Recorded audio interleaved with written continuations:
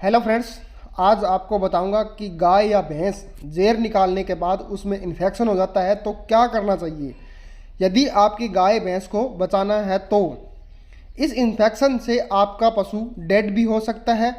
तो आज की इस वीडियो में आपको पूरी डिटेल से बताऊंगा, स्टेप बाय स्टेप। यदि आप मेरे चैनल पर नए आए हैं तो चैनल को सब्सक्राइब करें, लाइक करें और शेयर करना न भूलें। अब चलते हैं वीडियो की ओर। तो दोस्तों, जेर निकालने के बाद यूट्रस में इन्फेक्शन हो जाता है। यदि आपने इसका इलाज नहीं करवाया तो आपका पशु डेड भी हो सकता है। सबसे पहले तो जितने पशुपालक मेरी वीडियो को देख रहे हैं तो एक बात और बताना चाहता हूं कि जब भी आपके गाय या भैंस की डिलीवरी होती है तो वह 8 से 10 घंटे के अंतराल में जेर डाल देती है, तो अच्छी बात है। नहीं तो नज़दीकी पशु चिकित्सक से सलाह जरूर ले लें या उनसे आप कोई इंजेक्शन लगवा सकते हैं जेर डालने वाला। यह इंजेक्शन अर्गोवेट के नाम से आता है तो आप उसे यूज करवा सकते हैं। नहीं तो आप अच्छी कंपनी की कोई लिक्विड भी दे सकते हैं।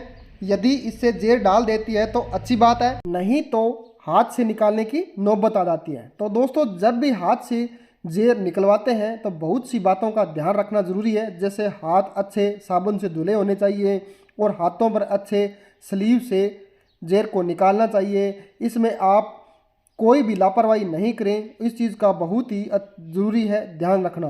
तो दोस्तों, कई बार पशु इतना सेंसिटिव होता है कि उनसे इन्फेक्शन इतनी जल्दी फैलता है कि रिकवरी लेने का भी चांस नहीं मिल पाता है। तो यह वीडियो जो नए प्रैक्टिशनर भाई हैं उनके लिए बहुत ही अच्छी होने वाली है।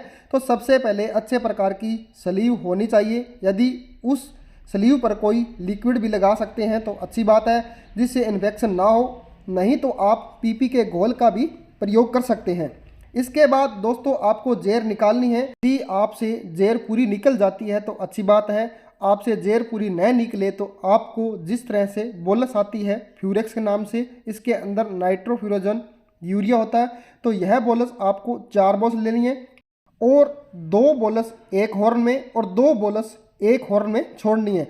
यानी चारों बोलस आपको यूट्रस के अंदर डालनी होती है ताकि किसी तरह का कोई इन्फेक्शन ना हो। यह तो फर्स्ट ट्रीटमेंट है जो आपको करना ही करना होगा। यदि आपके पास बोलस वगैरह न हो तो आप किसी लिक्विड यानी इंट्रा यूट्राइन का भी प्रयोग कर सकते हैं, जिससे यूट्रस में कोई इन्फेक्शन न हो, कोई इन्फेक्टेड न हो, किसी तरह भी आगे कोई दिक्कत न हो। तो दोस्तों, यह आपको स्टेप बाय स्टेप करना होगा। जब यह आप कर लेते हैं तो उसके बाद ज़रूरत होती है इंजेक्शन की। तो इसमें इंजेक्शन की ज़रूरत है। पहला इंजेक्शन है टीटी यानी टिटनेस का इंजेक्शन। यह इंजेक्शन आपको लगवाना है। यह वैक्सीन आपको 5 ml इंट्रामस्कुलर यूज़ करवानी है उस पशुओं में जिसमें आपका पशु सेफ रहता है। इसके बाद दोस्तों, आपको देनी है एंटीबायोटिक। एंटीबायोटिक कौन सी देनी है? जो एंटीबायोटिक पेनिसिलिन ग्रुप की है। जैसे आप इंटामॉक्स 4.5 ग्राम दे सकते हैं, जिसमें आपको अमोक्सिसिलिन एंड क्लोक्सासिन सोल्ट मिलता है। लेकिन दोस्तों, पेनिसिलिन ग्रुप में तो आप डीसीआर या फोर्टिफाइड प्रोकेन पेनिसिलिन भी दे सकते हैं। लेकिन यदि आप यह देंगे तो आपका पशु का दूध सूख सकता है या कम हो जाता है। यह खास तौर पशुपालकों की शिकायत रहती है कि साहब, हमारी गाय का भैंस का आपने दूध ही सुखा दिया है। यह हमें फील्ड में काफ़ी बार देखने को मिलता है।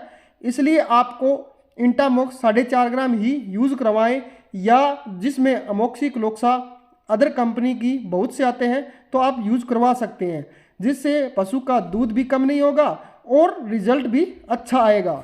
यह इंजेक्शन आपको 3 दिन लगातार ज़रूर यूज़ करवाएं, जिससे कोई यूट्रस का इन्फेक्शन न हो। और यदि आपके इन्फेक्शन से बचाना है तो आपको प्रयोग करवाना ही होगा। इसके साथ आपको इंजेक्शन देना है सीपीएम यानी क्लोरफेनरामिन मेलिएट का यूज़ ज़रूर करवाएं, जिससे एनिस्टामिन है ना इंटास कंपनी का, तो आप इसे यूज़ करवाएं। 10 ml इंट्रामस्कुलर उस पशु को लगवा दें ताकि कोई इन्फेक्शन न हो। और इसके साथ साथ आपको जेर निकालने के बाद दर्द ना हो या पशु जोर न लगाए, तो इस तरह की दिक्कत ना हो, इसलिए आपको नॉर्मल इंजेक्शन लगाएं मेलोक्सिकैम। यह दिक्कत ज़्यादा होती है तो आप इसमें मॉर्गनवेट या निमोवेट भी यूज़ करवा सकते हैं।